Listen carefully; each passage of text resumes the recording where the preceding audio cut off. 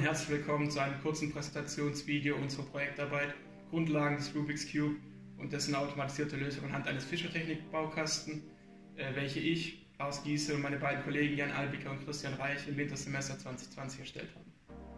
Das Programm zum Lösen des Würfels ist in Python geschrieben. Es steuert über den TXT-Controller, hier rechts im Bild, den Motor und die Pneumatikpumpen an.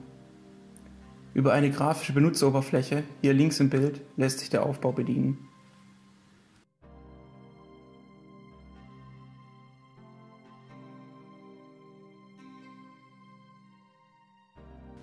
Zuerst wird der Würfel eingescannt. Dafür erkennen wir mit OpenCV einzelne Farbflächen und ordnen diese über ihre Mittelpunkte den jeweiligen Steinen zu.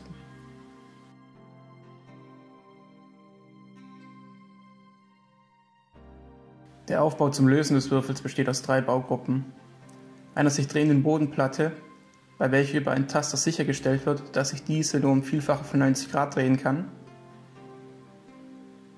Einem Greifer, welcher die oberen beiden Reihen des Würfels fixiert und mit einer Drehung der Bodenplatte die Drehung einer einzelnen Seite des Würfels erlaubt.